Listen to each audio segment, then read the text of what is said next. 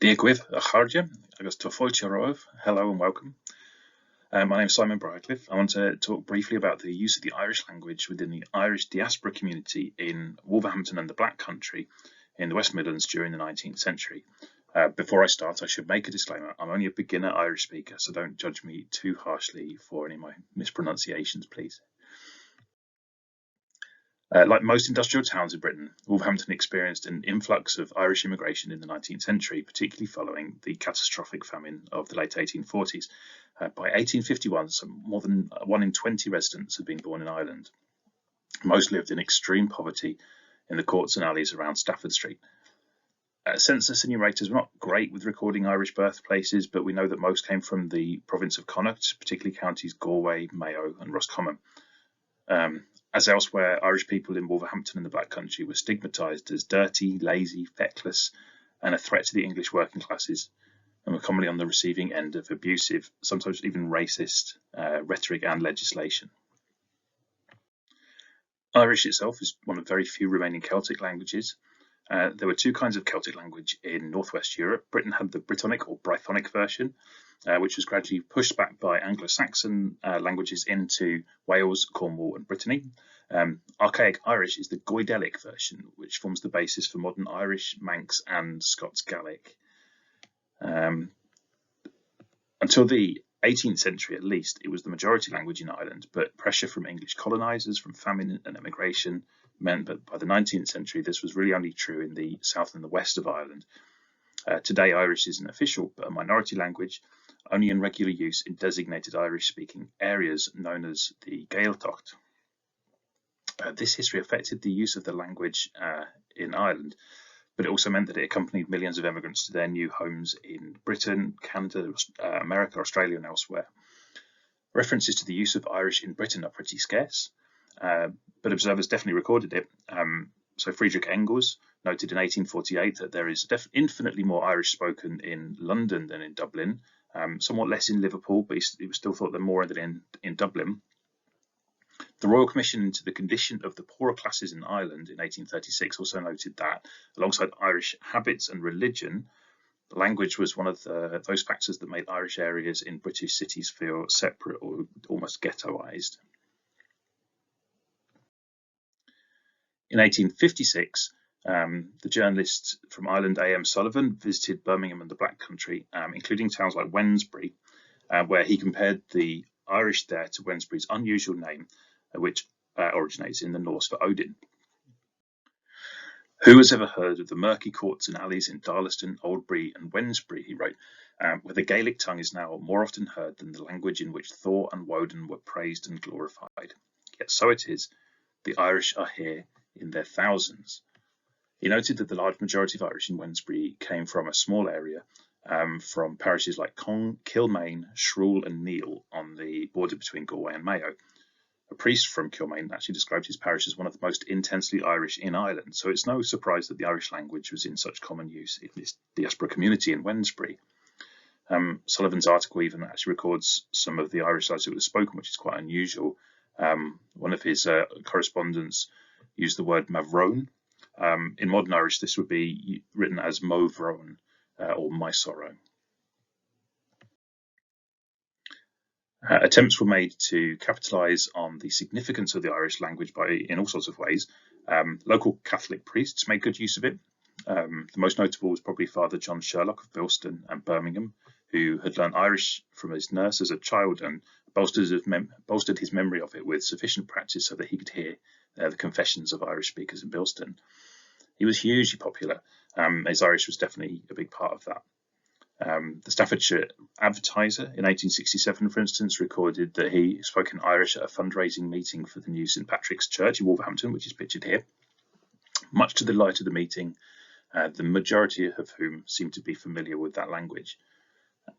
Similar attention was given when the Archbishop of Tuam, John McHale, visited Wolverhampton in 1857. McHale was a Mayo man himself, made sure to address the crowd in their vernacular tongue outside the chapel and again in the church in the evening. The Wolverhampton Chronicle noted that profound attention was given to his words and indicated that Irish was certainly understood and used in mid-Victorian Wolverhampton.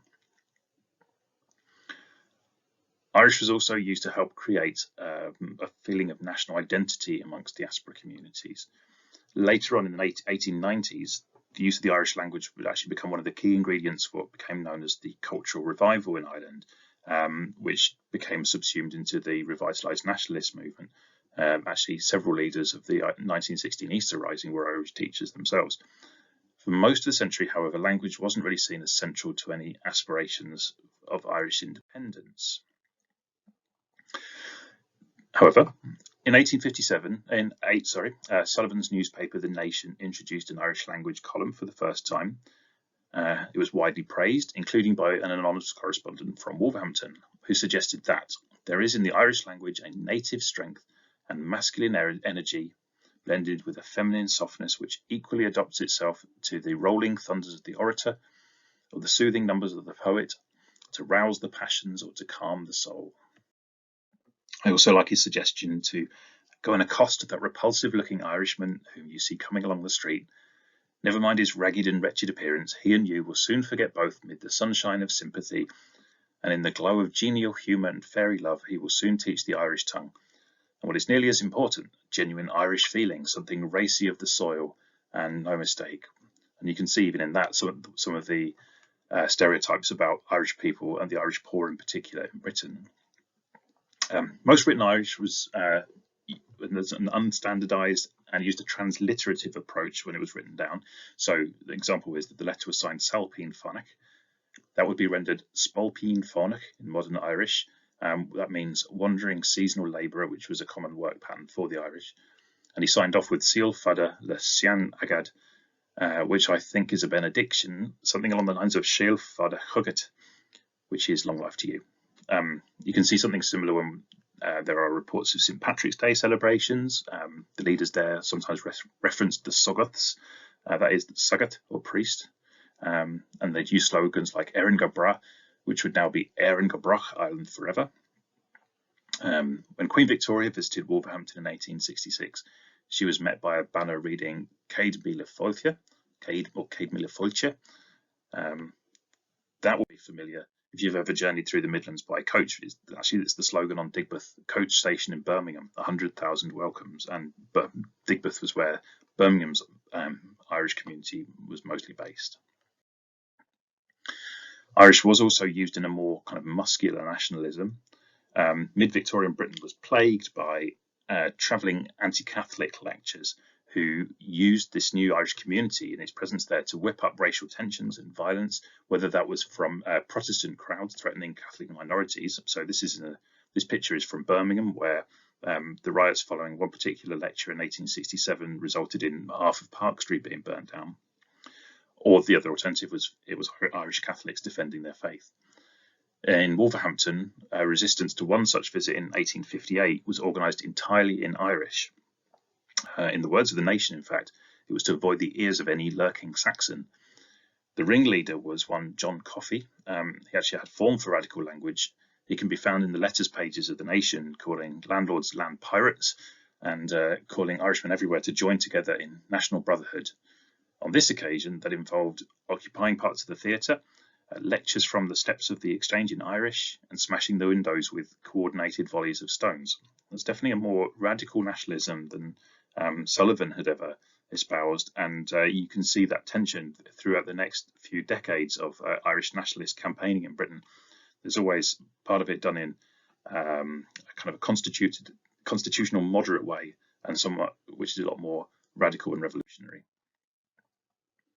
The presence of the Irish in the Victorian cities and in the Black Country is often forgotten. There's little physical evidence left because the homes were knocked down, the churches knocked down, and it's often forgotten that they were really the scapegoats of mid-Victorian Britain. You can still find a few traces in the Black Country dialect. So canting for talking comes from the Irish cant or kite. So what are you talking about becomes codfuia will to a kite. And ganzi for jumper is an Irish word itself. I think looking at the Irish language can help us to understand the experiences and priorities of immigrant life in the 19th century. And traces like this show us that they weren't the separate ghettoized communities they were sometimes portrayed as, but they were integrated into the life of the town, played an important role in its history. Thank you and goodbye. Gora machagwyf agus slán go foiil.